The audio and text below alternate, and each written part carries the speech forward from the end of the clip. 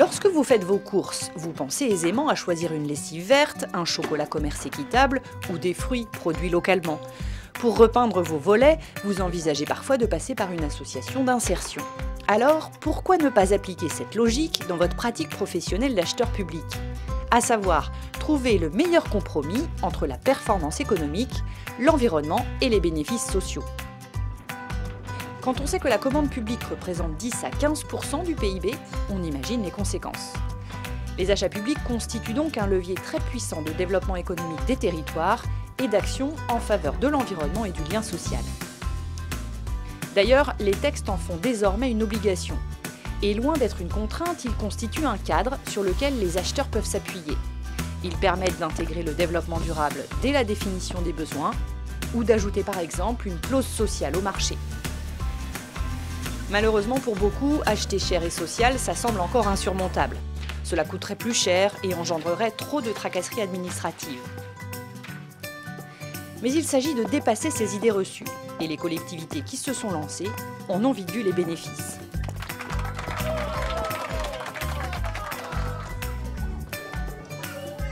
Sur le territoire Lannion-Trégor, par exemple, qui rassemble 21 communes, il a été décidé de favoriser les filières locales respectueuses de l'environnement dans l'approvisionnement des cantines, avec comme toile de fond la lutte contre les algues vertes. Chaque commune a d'abord défini ses besoins et un groupement de commandes a été créé. Les cuisiniers et les gestionnaires sont ensuite partis à la découverte des producteurs locaux bio. Ils ont défini des lots de produits, viande, légumes, produits laitiers, pour les appels d'offres. Aujourd'hui, les enfants du territoire mangent en partie bio, le surcoût est compensé par les économies d'échelle et les agriculteurs locaux respectueux de l'environnement ont une meilleure visibilité et se développent. Beaucoup d'autres collectivités ont travaillé sur ce sujet de la restauration collective, avec notamment un volet de réduction du gaspillage alimentaire.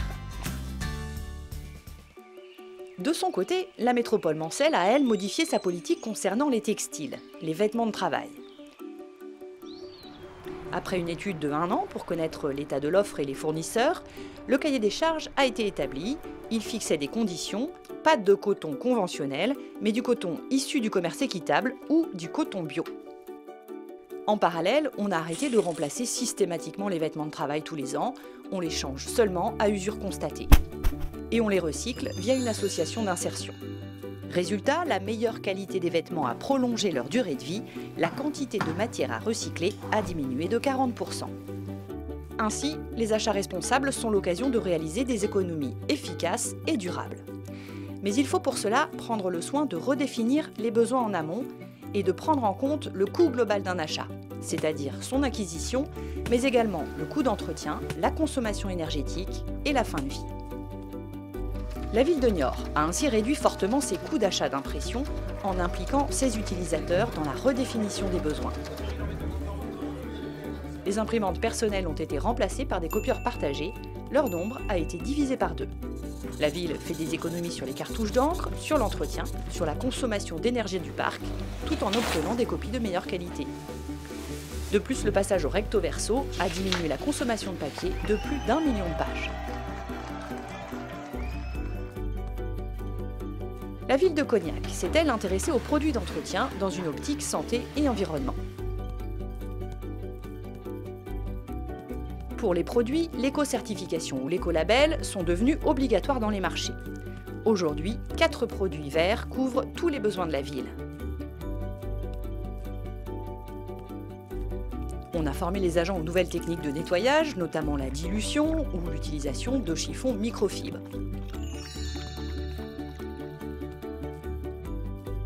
Il a fallu combattre des idées reçues. Un produit d'entretien efficace ne doit pas forcément mousser ni sentir bon, et la javel est certes un désinfectant, mais ne nettoie pas.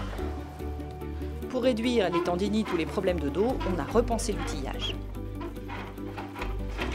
À court terme, le budget a augmenté de 8%, mais à moyen terme, la baisse de la consommation de l'eau et des emballages, ainsi que la réduction des arrêts de travail, rendra très vite cet investissement rentable. Concernant le nettoyage toujours, d'autres collectivités ont pris en main l'aspect social. Ils obligent leurs fournisseurs à travailler en journée et non plus tôt le matin ou tard le soir. Finalement, le ménage est tout aussi bien fait et les agents n'ont plus affaire à des fantômes du nettoyage, mais à des personnes en chair et en os, avec lesquelles elles échangent un bonjour. Autant d'exemples que les élus peuvent promouvoir, mais qui ne peuvent fonctionner que si les agents sont impliqués, formés et informés, car c'est d'eux dont dépend l'usage et la réussite de l'opération. Face à tous ces défis, les acheteurs ne sont pas seuls. Ils peuvent s'appuyer sur le réseau Grand Ouest, un regroupement d'une centaine d'entités publiques, collectivités, EPCI, élus, techniciens, qui s'entraident et échangent leurs bonnes pratiques et adresses de fournisseurs. Le réseau produit notamment des documents ou des guides sur des thématiques précises. Il propose également un conseil personnalisé par téléphone et un accompagnement pour l'élaboration des cahiers des charges.